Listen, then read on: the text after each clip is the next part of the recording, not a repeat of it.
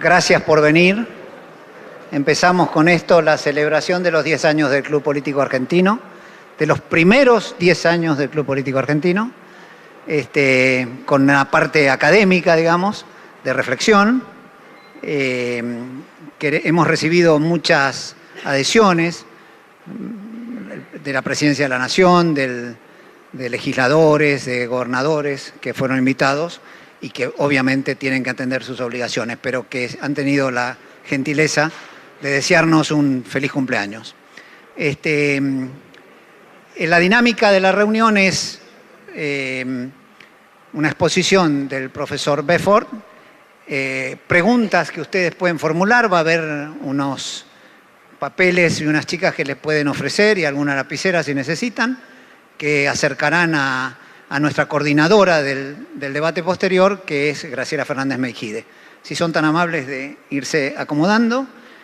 Luego de esto pasaremos a un salón vecino a compartir una copa, que es la parte social. Muchas gracias de nuevo y que lo disfruten.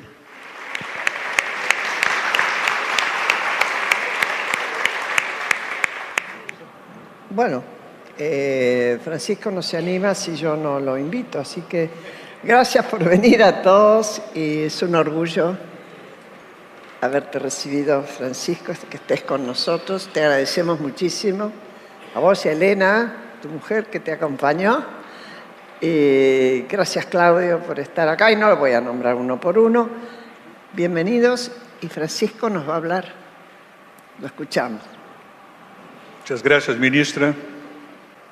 A la dirección del Club Político Argentino, más que todo a mi colega Vicente. Es difícil hablar de toda América Latina. Los amigos saben de esto y bueno, y cuando uno habla de América Latina, en fin de cuentas, habla sobre su propio país o sobre los países más vecinos. Bueno, uno habla de alguna manera de aquello que de alguna forma conoce. Y supongo que algunos de ustedes tendrán alguna curiosidad respecto a Brasil, por las experiencias comunes que han tenido desde hace mucho Brasil y Argentina. Así que empezaría por definir una cuestión de punto de vista. Mucha gente habla de la crisis de la democracia como si se tratara de una obviedad. Ya hubo época, en el periodo de la entreguerra, en fines del siglo XIX también, en que se hablaba de una crisis de la democracia liberal, y cuando eso se consolidó como convicción, abrió las puertas para una desconfianza hacia la democracia y a la preparación ideológica de las tragedias que han venido sobre Europa con la guerra, Primera Gran Guerra y más que todo con la Segunda Gran Guerra y los regímenes autoritarios de aquel tiempo. Entonces, por esa razón yo tengo mucha desconfianza cuando se habla de crisis de la democracia, porque es más interesante y más importante, yo creo, definir de qué democracia se trata y de qué crisis se trata. En el caso nuestro, yo hablo por Brasil en este caso, pero creo que en esto Brasil y Argentina van más o menos juntos. Si se puede hablar de una crisis de la democracia, ella no empezó ayer, empezó hace mucho, creando un sistema político con ciertas peculiaridades que no son las mejores para sostener la democracia en largo plazo. Eso significa, en el caso de Brasil, desde mi punto de vista, asumir alguna periodización que pudiera ayudar a una discusión sobre la democracia en nuestro tiempo.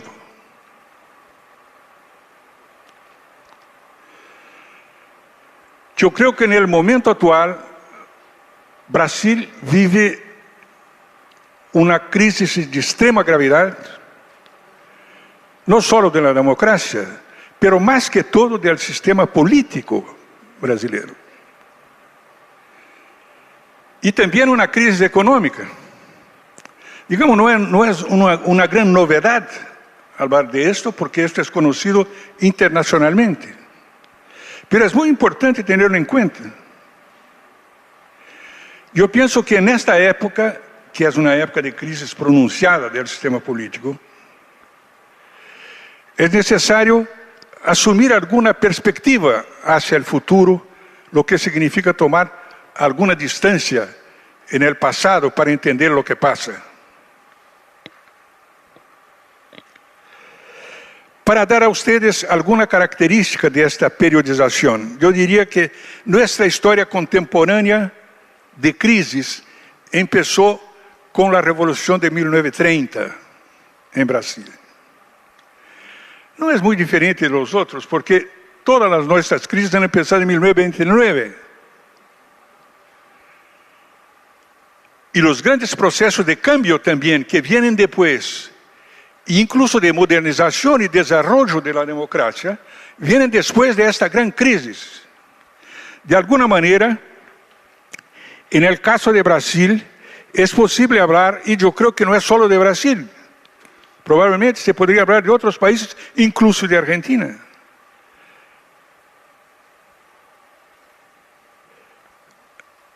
La modernización y el desarrollo que hubo desde los años 30 en adelante, de alguna forma es una respuesta que han dado estos países y estas economías y sociedades a la crisis que han vivido. En el sistema político, que es lo que me gustaría llamar la atención en esta discusión nuestra, yo creo que en el caso de Brasil, una de las características de este punto de partida de nuestra historia es de que el liderazgo que nace en este momento es un liderazgo de revolución popular y a la vez un liderazgo extremadamente autoritario, que es el liderazgo de Vargas. Que después de una larga, toda la historia de Brasil, desde 1930 para acá, está bajo la influencia de Vargas. Para el bien y para el mal. No significa de alguna manera tirar piedras sobre este pasado. Significa poder reconocer que esta época tuvo grandes éxitos y que también, como todas las épocas, se terminan en algún momento.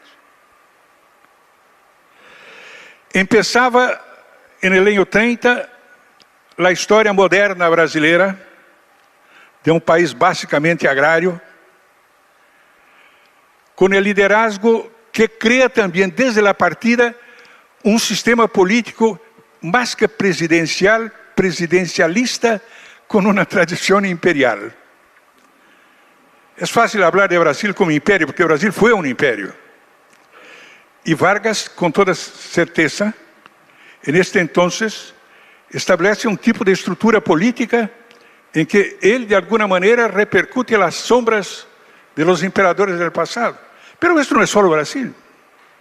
Es decir, el tipo de presidencialismo imperial que tuvo Brasil, otros países también han tenido.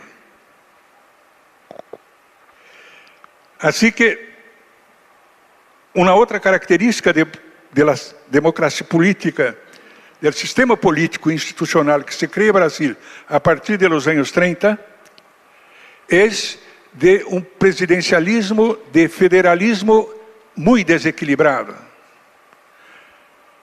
Toda la gente sabe que, bueno, de nuevo no estoy hablando solamente de Brasil, pero toda la gente sabe que Brasil dinámico, de crecimiento económico, es una cierta región del país. Y otras regiones del país son muy pobres.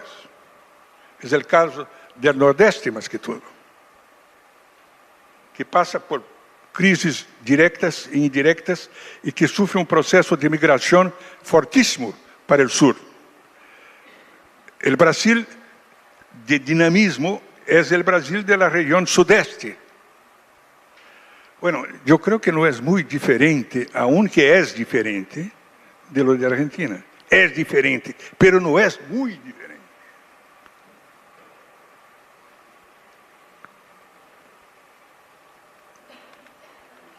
es un país moderno entonces nacido de la crisis.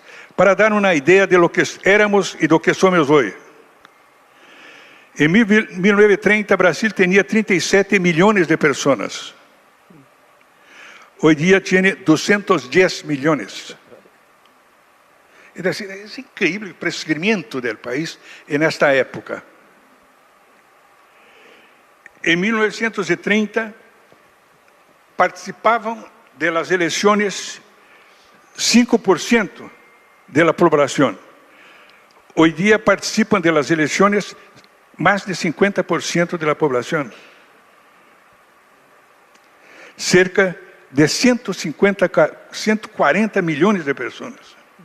Hay que señalar para ustedes que Brasil tiene la virtud, o del punto de vista de algunos, o de muchos, el gran problema del voto obligatorio. En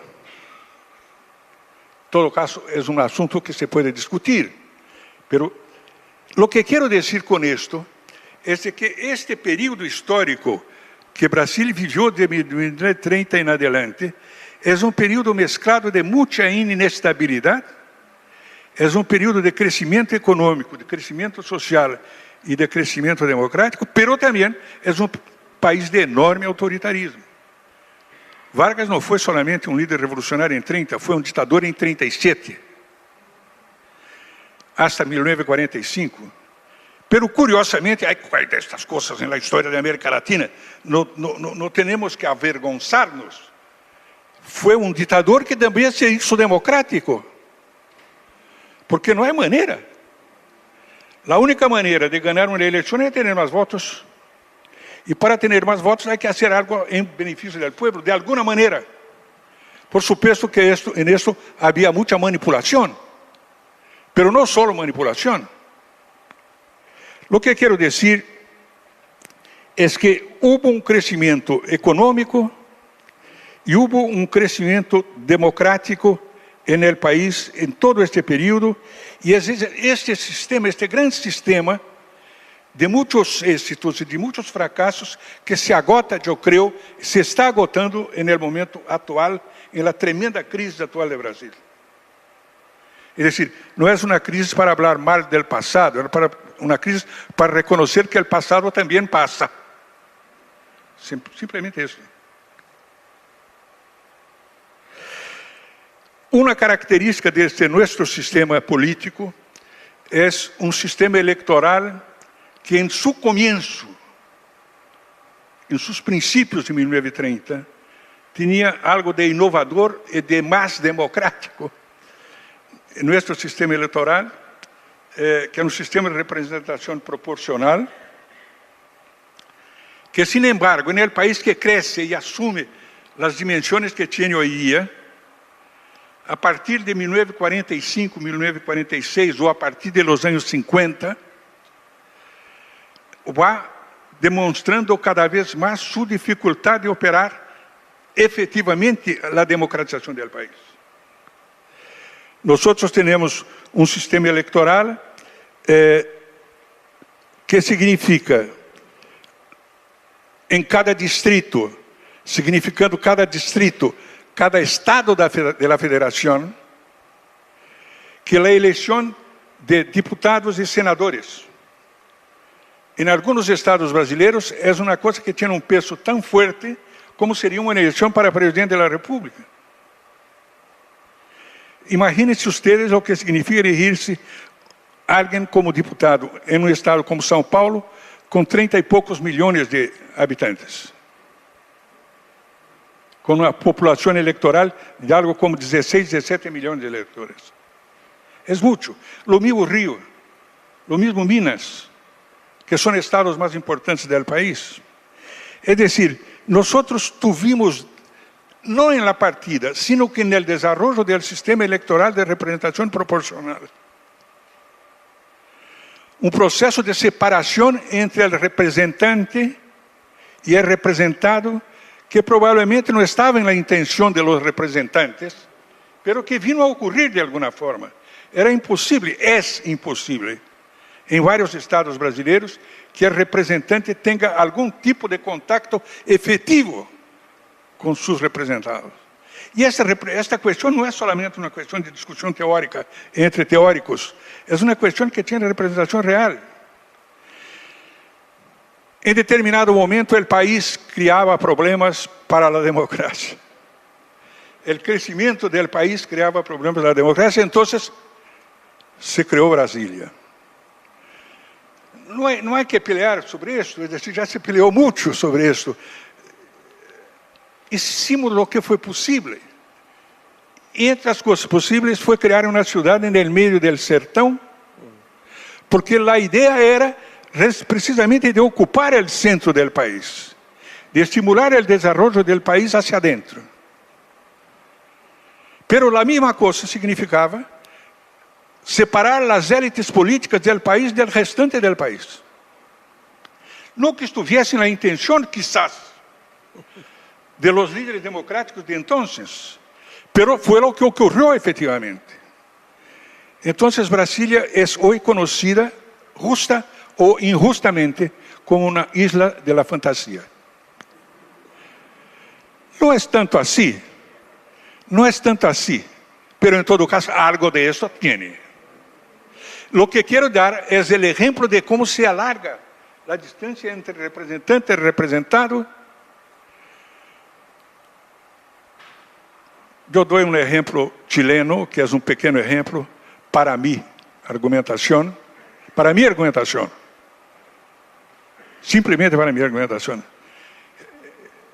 En un gobierno autoritario en Chile, se decidió en determinado momento trasladar el Congreso para Valparaíso. Mire, Chile es un país que por muchas circunstancias personales y de experiencia de vida, yo quiero mucho, me gusta mucho Chile. Pero realmente yo no veo cuál es el sentido de esto. En todo caso, nadie pidió mi opinión y yo voy a dar, porque realmente yo no estoy allá como ciudadano para participar de los problemas de ellos. Pero, ¿para qué sacar la representación parlamentaria del contacto directo con los ciudadanos en la calle? Bueno, no es muy lejos, son 150 kilómetros de Santiago, pero el pueblo no puede estar de bus. Bueno, se imaginen lo que podría significar la distancia de Río Grande del Sur hacia Brasilia. De São Paulo hacia Brasilia, el vuelo de avión es algo como 1 hora y 30. Río Grande del Sur mucho más. El Nordeste mucho más. Es decir, es inevitable. Se crea un fenómeno que es... se agrava um fenômeno, não é que se cria, se agrava um fenômeno de invisibilidade da política. Não da política como tal, sino que de los políticos, porque eles não têm mais a possibilidade que tinham antes de encontrar com sua gente na calle. Incluso hoje dia, eu vejo allá como vejo aqui, que os políticos que deixam boa memória com o povo são reconhecidos na calle. Son cumplimentados en la calle. Tengo a mi lado un ejemplo de la señora que... Porque me fui de la política. Pero tengo un ejemplo de la ministra que fue también senadora, que es muy conocida la gente, y esto me hace acordar ciertas cosas de lo que significa el político ser reconocido en la calle. Hay una gran ciudad brasileña llamada gran ciudad en mi memoria, en mi pasión, que es Diamantina, en Minas Gerais, en el estado de Minas Gerais. Diamantina ya fue una ciudad muy rica en un tiempo, hace siglos. Es una ciudad linda. Pero en todo caso, no importa. Una vez yo visitaba esa ciudad como ministro, acompañando un diputado de la región, un viejo diputado, y él me daba el brazo. Y cuando pasábamos por la calle, las personas daban la mano. Y yo creía que era para mí, pero no era para mí. Es decir, yo no era conocido en la ciudad, nadie me conocía. Yo era el ministro en la conversación con un diputado, pero yo empecé a preguntar, no es posible que tanta gente me conozca en Diamantina, ¿no? No, nadie me conocía. No era para mí el saludo, era para el señor que me daba el brazo, que había trabajado firmemente en cierta época para establecer el sistema de iluminación eléctrica de la región. Entonces había dejado su memoria, y su memoria era esta. Y a la gente le gustaba que estuviese un ministro ahí, pero le gustaba más todavía de reconocer el viejo político que hizo algo bueno para el pueblo. Es decir, cuando se habla de distancia de representante y representado, se habla de este tipo de cosas. Porque este mismo tipo que da la mano es capaz de dirigirse a él, de hablar con él, de hacer una reclamación. Ahora, cuando el tipo está todo el tiempo afuera, no es posible hacerlo. Este es un problema de la democracia que aparece de manera notable en el crecimiento de los partidos brasileños. Porque hay una desmoralización del sistema partidario, evidente. Brasil tiene 34 partidos regulares inscritos, legales. Mire, 34 partidos é muito partido. No, realmente que participam são 6, 8 partidos, que têm uma significação real, majoritária ou minoritária no processo político brasileiro. Vários outros já são partidos que se beneficiam das financiações extras do processo eleitoral. Porque se há um partido, tienes a possibilidade de financiação do horário eleitoral. Esse horário eleitoral é um tempo de televisão em todo o país, que seguramente quem paga é o povo. Porque não vão imaginar-se que as empresas de televisão privadas, que dependem de dinheiro, vão trabalhar de graça. Vão trabalhar sem receber nada. Claro que o povo tem que pagar.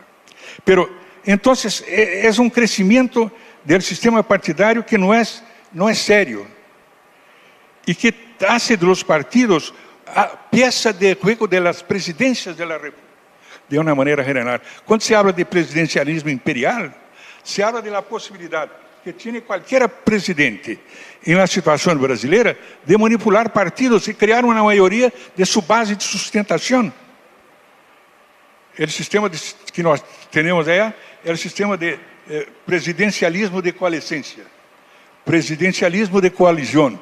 Bueno, o que significa isso? A possibilidade do presidente da República de distribuir prebendas, não necessariamente de corrupção, mas aí está o caminho por el qual se pode também construir um sistema de corrupção. É decir,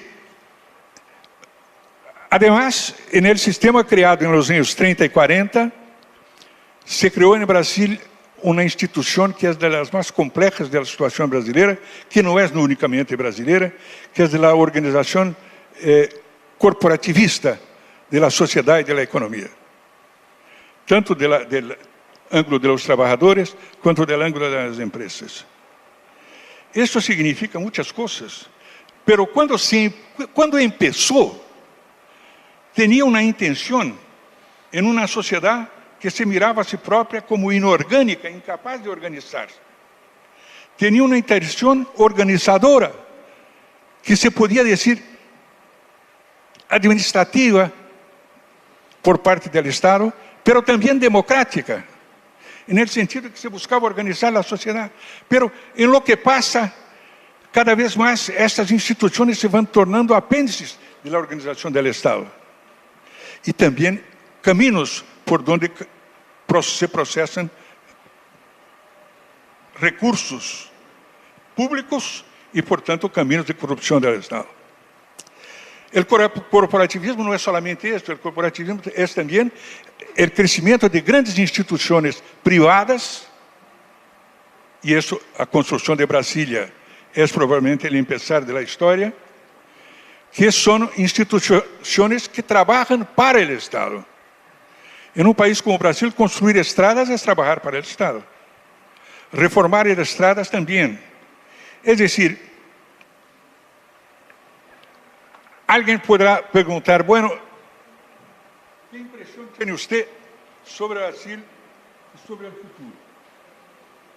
Eu dizia a um amigo que me entrevistava, mira, como toda a gente sabe, y aunque los tipos como yo han tenido época de olvidarse de esto, el futuro a Dios pertenece. A Dios pertenece, Dios sabe del futuro.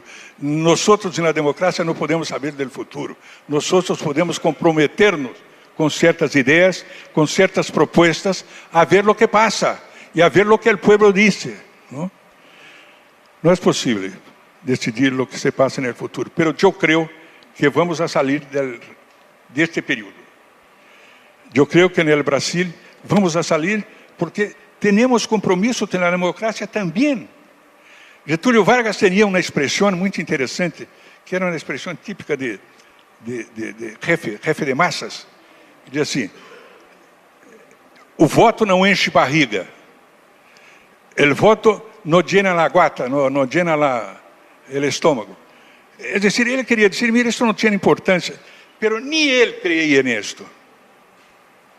Vargas, que era um tipo mais sábio do que o que a gente pode imaginar, se candidatou também à presidência da República e ganhou com o voto.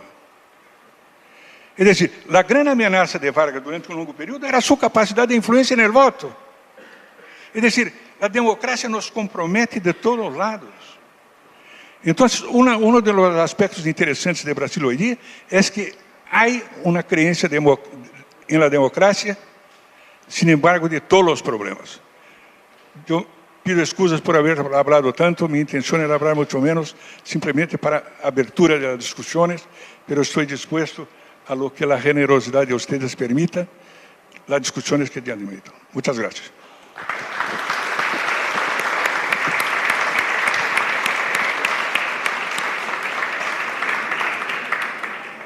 Bueno, mientras llegan preguntas, si es que hay, si no, se levantará la mano, yo te hago una.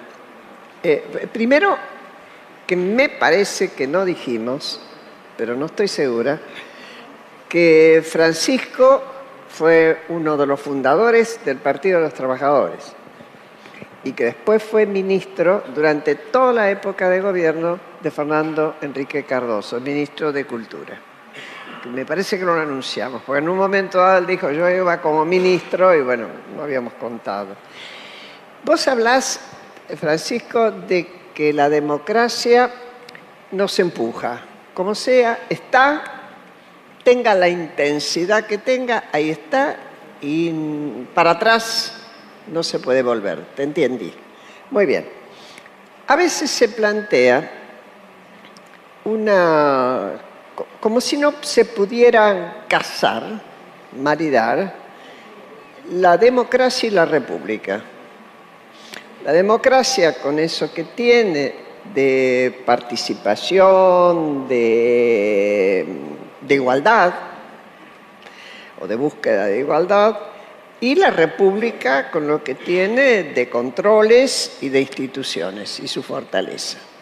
Bueno, yo creo que ahí, ¿cómo ves el futuro en eso? Si es que lo ves. Mi convicción es de que tienen que convivir. Tenemos que aguantarnos los impulsos democráticos que tenemos y que a veces van más allá de lo que puede la situación. Y hay instituciones republicanas, como menciona la ministra, que son las que nos obligan. Pero son instituciones indispensables a que funcione la democracia. Es decir, la democracia tiene estos dos. La democracia republicana o la república democrática tiene estos dos lados. Yo digo esto con una experiencia que no es nada original en la historia de América Latina, pero que es muy significativa en el caso de Brasil, porque allá nosotros hemos tenido también una concepción de república autoritaria, un poco a la romana, ¿no? Porque en la historia de la antigüedad romana, de Roma, la dictadura aparecía como una situación emergencial. ¿Emergencial de qué? De situaciones creadas afuera del control de la república. Entonces, un poco eso creó en el espíritu brasileño la idea de que siempre se puede optar por una dictadura. Pero es una acción que lo hicimos, no yo personalmente, pero nosotros lo hicimos como pueblo y no funciona. Funciona mal. Después, una dictadura que empieza para poner el orden en la casa, toma 20 días durando, 20 años. Toma 20 años durando. Yo me acuerdo de cuando hubo el golpe de Estado en 1964 en Brasil, 64. Que el gran político brasileiro, con el cual yo nunca tuve mucha afinidad política, pero es un gran personaje, Leonel Brizola. Brizola salió de Brasil y decía: no se desesperen, vamos a volver en la próxima Navidad. Pobre Brizola. Bueno, Brizola era un peleador, ¿eh? Volvió, se eligió gobernador de Río, etcétera, etcétera. Es un gran personaje. Ahora, de toda manera, aguantó 20 años esperando por la Navidad que no llegaba. Es decir, ¿por qué? Porque el fenómeno de la dictadura es un fenómeno incontrolable en sí mismo. Llega un momento en que la manera de salir de la dictadura es que desde adentro de la dictadura surjan sectores que ya no aguantan más lo que ven. Pero eso toma mucho tiempo. Es decir, sin duda, tenemos que aguantar las instituciones republicanas, pero jamás aceptar la dictadura. Bueno, hay preguntas escritas, si no yo otra, y después, pero prepárense. Se está hablando ahora como de la cuarta revolución industrial, por decir de alguna manera el cambio que estamos viendo a raíz de la tecnología que avanza y demás, que va a poner en peligro muchos puestos de trabajo, muchas diferencias de relación entre lo que antes llamábamos la patronal y el trabajador, etcétera, que va a poner en tensión, digamos así. ¿Cómo ves vos este capitalismo creciente y cuya tendencia va a ser cruel, a menos que construyamos estados e instituciones, y la relación de la democracia? ¿Cómo lo ves vos? Graciela, yo personalmente estoy convencido que la posibilidad de control de este capitalismo, de cualquier otro, es por la democracia. La democracia es la posibilidad que tiene la gente del pueblo en general, sin ninguna discriminación de otra naturaleza, de controlar este funcionamiento del mercado que puede, en ciertas circunstancias, ser en contra del interés común de la gente. Eso todo es muy difícil en situaciones concretas, pero es así que tiene que ser. Yo me acuerdo, por ejemplo, en el caso de Estados Unidos, del fenómeno del New Deal. El fenómeno del New Deal es un tremendo cambio económico en la población americana, pero a la vez una abertura de sensibilidad democrática en Estados Unidos que es extraordinaria. Ahora, tiene precio, tiene pelea en el camino, ¿no? Eso para hablar, pero para hablar de los crecimientos de los movimientos socialistas en Europa del siglo XIX, que también eran formas de control del capitalismo. O, por ejemplo, en el caso de Inglaterra, la querida Inglaterra del Brexit. Aún la querida Inglaterra del Brexit tiene un sistema de salud creado por el Labour Party en el periodo de la guerra e inmediatamente después, por influencia del movimiento democrático. Es decir, y están allá con todas las convicciones que tienen los ingleses. Cuando los ingleses toman determinadas convicciones, ellos son feroces, como nosotros muy bien sabemos, pero en todo caso mantienen el sistema. Es decir, yo creo que lo que permite vivir en el capitalismo es la democracia. Y lo que permite probablemente la sobrevivencia del capitalismo es la modernización de la democracia. Hola. No, simplemente para seguir con esta reflexión a la pregunta de Graciela. Parecería haber un contraejemplo en la coexistencia entre democracia y capitalismo, que es el capitalismo ultradinámico de China, con un sistema que, por lo menos por el momento, sigue siendo muy autoritario. ¿Cuál sería tu reflexión? Más corto y neto. Sí, ¿qué reflexión te merece la organización política que sostiene el desarrollo capitalista en China, que no es democrática? El desarrollo capitalista en China, que no es democrática. China. Bueno. Esa es la pregunta de $1 millón. Por lo menos $1 millón. Espera, ¿tenés $1 millón? Si no, no te contesta. Tengo que ir a buscar a No, pregunta. No, realmente no. Yo no sabría responder a esto, honestamente. China es otra civilización. Ellos tienen una estructura dictatorial en el Estado, en un país inmenso. Porque la otra cosa es esa, Guillermo. Estos son muchos. Es inmenso el país. Y además con un crecimiento económico extraordinario. ¿No? Yo no sé.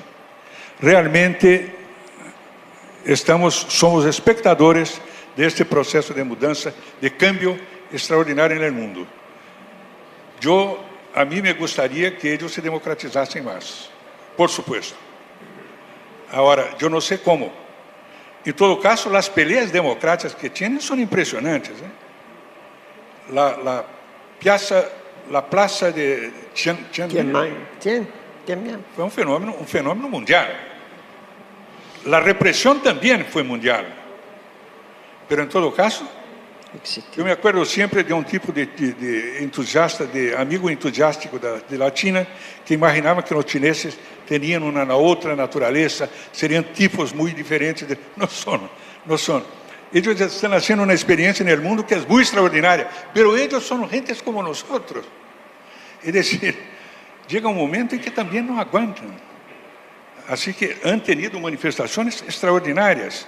Es decir, yo no sé, realmente no sabría qué responder, pero respondo con mi esperanza, que China se democratice más y más y más. Buenas tardes. Damián. Sí, mi pregunta es, ¿cómo analiza usted el fenómeno de los movimientos populistas en lo que hace al desarrollo y la consolidación de la democracia? ¿Cómo funcionan los movimientos populistas? El populismo. El populismo. En desarrollo de la democracia. El populismo, preguntas. Mire, yo escribí hace 50 años, hace mucho tiempo, un ensayo sobre populismo, un artículo sobre populismo, que tuvo la gran ventaja de tener el apoyo en aquel entonces de Celso Furtado, grande economista de América Latina, de Brasil y de América Latina, y de Fernando Henrique Cardoso.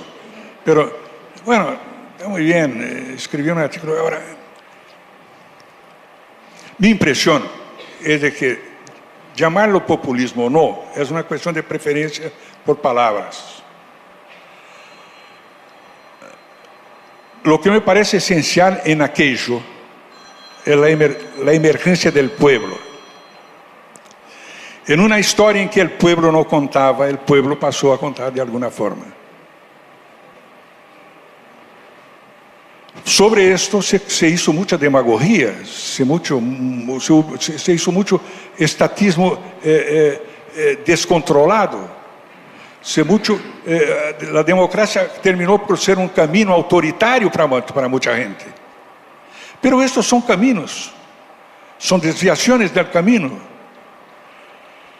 Yo creo que el populismo, se llama así, o cualquier nombre, va a continuar porque nosotros tenemos mucha gente llegando. No todos han llegado. Yo tomo el ejemplo de Brasil. Brasil puede todavía hoy acordarme de un libro que escribió un francés hace mucho tiempo sobre los dos Brasis. el Brasil moderno y el Brasil tradicional. Pero el Brasil tradicional es el Brasil pobre. Nosotros tenemos una masa de gente pobre y marginalizada muy grande, mano. ¿Cómo incorporar a esta gente? Esa es la cuestión. Si los demócratas no son capaces de imaginar políticas propias para hacerlo, otros lo harán con un acento eminentemente autoritario. Es eso lo que ocurre. Es decir, no es necesario que se busque siempre el camino autoritario, pero ello ocurre por desesperación de causas, ¿me entiende? Ahora, a mí me gustaría mucho, y yo peleo siempre, porque se busquen políticas que miren al pueblo, porque este pueblo va a incorporarse de alguna manera. Si no es por buen camino, será por malos caminos. Gracias. Ahora, Carlos Keimer. Le pasan, por favor.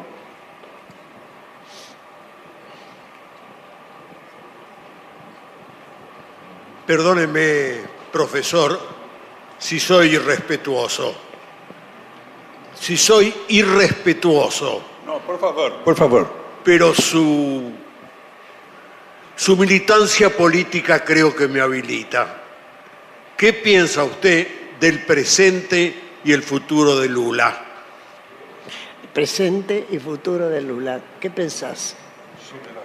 Bueno, vamos a hablar de Lula, vamos a conversar sobre Lula, porque a su pregunta, perdón, con todo el respeto, yo no oí bien. Es un hincha... No, la responsabilidad no es suya, es mía, pero... Ama a Lula. ¿Eh? Ama a Lula. Y es un defensor de Lula sin condiciones. ¿Qué pasa con Lula?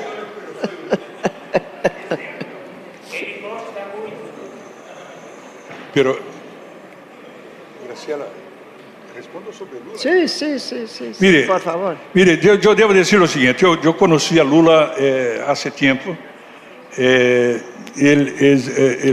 fue un gran líder popular, sin ninguna duda, es un gran líder popular, sin ninguna duda sobre esto.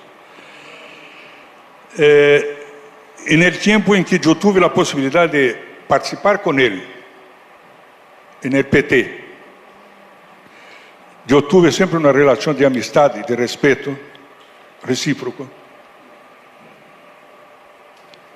Ahora, tomamos caminos diferentes, lo que no significa necesariamente pérdida de respeto para acá o para allá.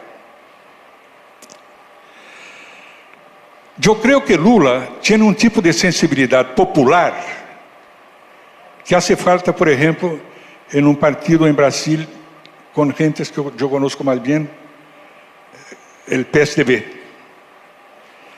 Es decir, él tiene verdaderamente esta sensibilidad. Y por una razón muy básica, porque él nació de la miseria. Yo conozco historias de Lula que son de llorar, porque no son inventadas, son vividas. Pero a mí me parece que en lo que Lula toma el camino, que es el camino de su éxito personal, atención, es el camino de su éxito personal, de promover el crecimiento de otros líderes a su vuelta,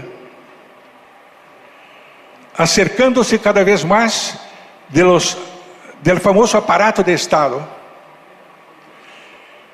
Digamos, la política deja de ser una idealización y pasa a ser una cosa concreta, tan concreta cuanto esta mesa. Si la política pasa a ser aquello que es posible ahora, con los aliados de ahora, y sin el cambio radical que yo imaginaba en la partida. Es decir, yo tengo la impresión de que hubo un acercamiento al poder de Estado que fue también una menor sensibilidad con el control de los riesgos de la corrupción. Digo con toda honestidad, sin ninguna intención de ofensa a Lula personalmente. Pero, de hecho, lo que ocurrió con el PT como partido fue esto. Se acercó del Estado, hizo un administrador municipal aquí, el año siguiente hubo 15 nuevos, y después 3 gobernadores de Estado, y después no sé cuántos más. Es decir, el aparato crece en un país donde tradicionalmente las cosas dependen mucho del Estado, y donde controlar el Estado es extremadamente difícil. No solo allá, es difícil en cualquier parte. Él perdió el control. Yo creo que Lula dejó una imagen última, que no sé si es justa. Ante todas las acusaciones que se han hecho a su partido, él decía, yo no sé, yo no sabía. Y realmente, yo creo que en la mayor parte de los casos, realmente él no sabía. Él perdió el control. Ahora, significa eso también con su familia. Lula hizo en ciertos inquéritos policiales recientes, antes de la muerte de su esposa, referencias del siguiente tipo. Yo no sabía, quien sabía era Marisa. Mire, en parte es verdad, en parte es mentira. Porque él no podía no saber lo que hacía Marisa. Marisa yo también conocí, una señora distintísima. Pero él realmente era este tipo de personalidad. Yo no sé si soy claro. Era este tipo de personalidad que podía saber o no saber. Y en determinado momento él cometió equivocaciones, ya de más responsabilidad personal, cuando la ignorancia pasó a ser motivo de elogios de su parte. Porque él ha tenido tanto éxito sin terminar el curso primario, que realmente para él no tenía mucha importancia. Y él pasó a decir esto. En todo caso, hizo más universidades. Era un tipo contradictorio, muy contradictorio. Hizo algunas universidades, lo que también significa que él no sabía el costo de una universidad. Pero no importa, hizo. Es decir, es una figura difícil da historia brasileira, como Getúlio, como Vargas, que fue tantas cosas que no da para llegar y no es fácil.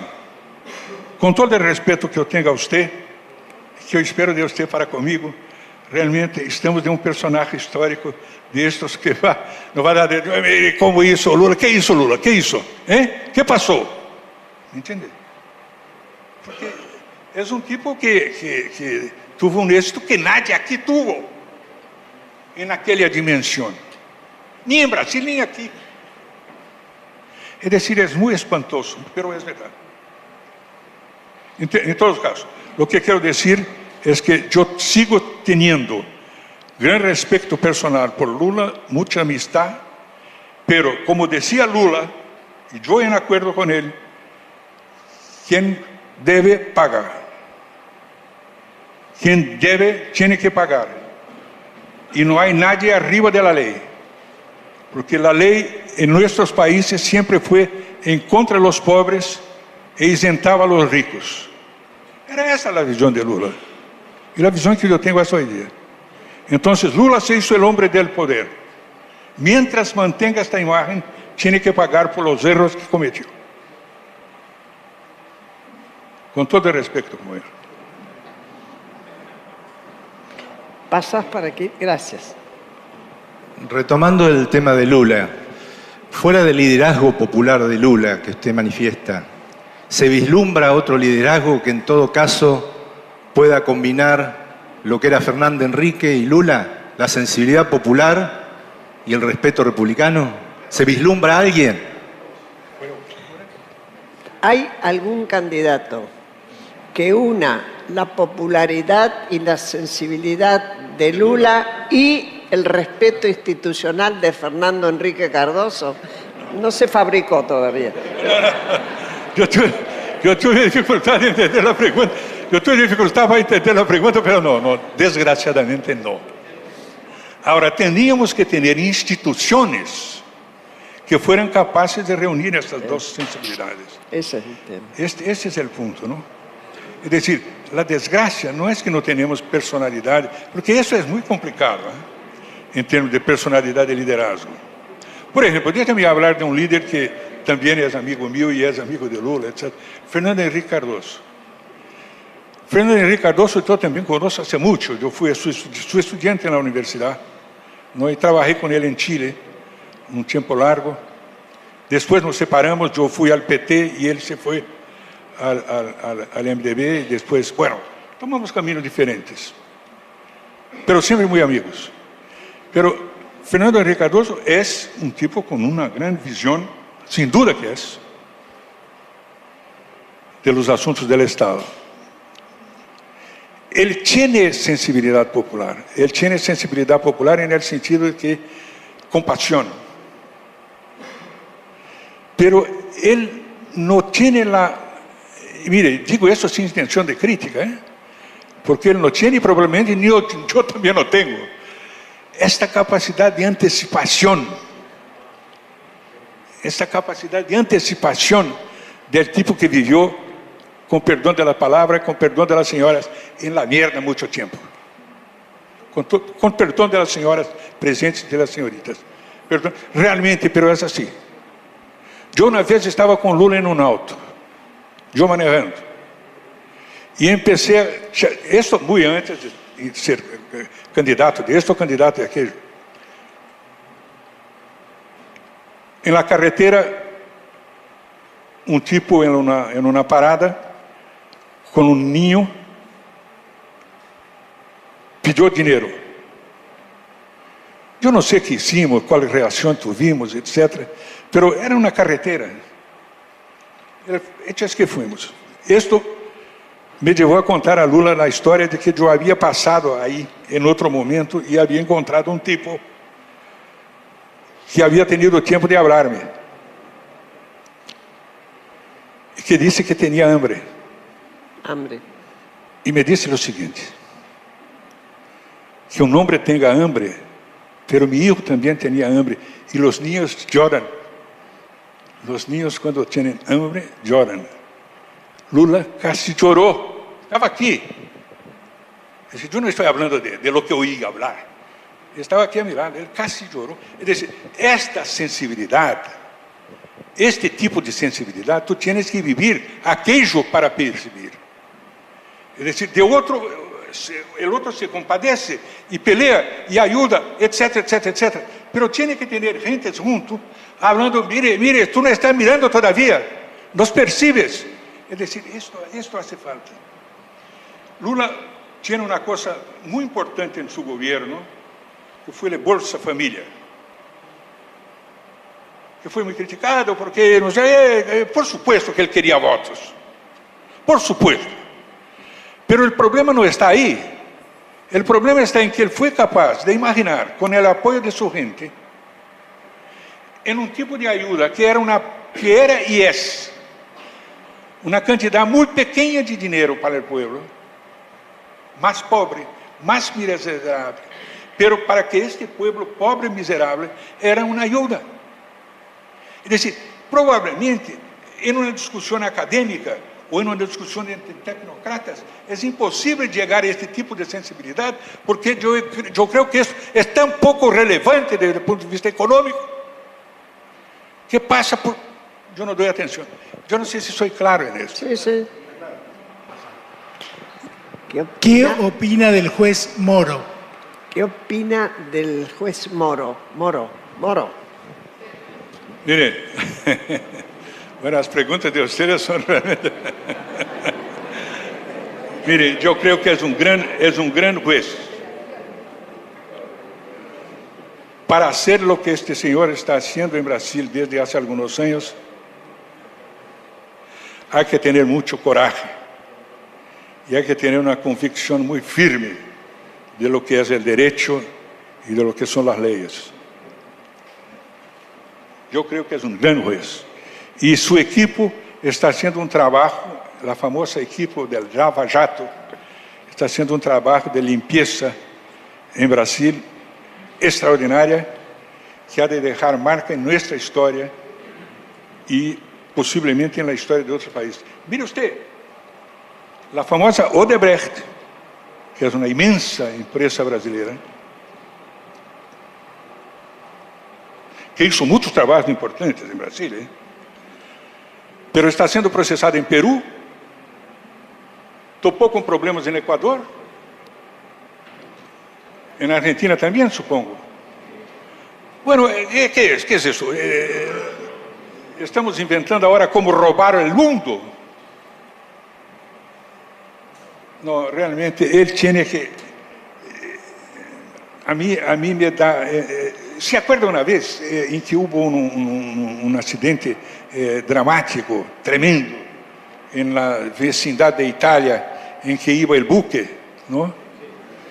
Y iba el navío, y el navío empezó a afundar, y el comandante del navío salió. ¿Se acuerda de eso? Apareció un capitán, no sé quién, que era el tipo que comandaba, era un italiano, que comandaba el control de la costa, control costera, y gritaba, ¿cómo es? Gritaba en italiano, vuelva al navío, cretino, cualquier cosa de este tipo. Fue peor que eso, fue un palabrón. Es decir, era la visión de que alguien de Italia tenía que decir eso para aquel comandante irresponsable. Es esto lo que quiero decir. Es decir, gracias a Dios, digo yo, hay en Brasil algunos comandantes, no militares, yo estoy hablando de gente de la vida civil, que dicen, hagan lo que tienes que hacer, cretino, ¿no? Porque yo no sé qué dijo, él dijo, el comandante italiano, vuelva a la nave. Bueno, este señor fue condenado a 15 años de prisión. El comandante irresponsable. Murió gente por esto, mire. Cierto. ¿Se acuerda? Sí, sí. Es decir, corrupción no es de grasa. Corrupción no es una cosa que me robaron el dinero. No, roban el dinero de los hospitales, roban el dinero de las escuelas, roban el dinero de la atención a la demanda pública social, la más fundamental, etcétera, etcétera. Entonces, es gente dura. ¿Qué manera es esta cosa? Mejor un juez que un general. ¿Queda alguien para preguntar? Bueno, le damos un aplauso a Francisco.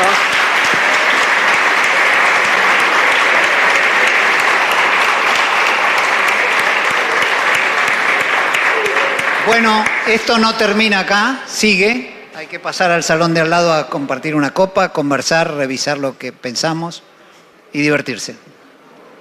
Gracias.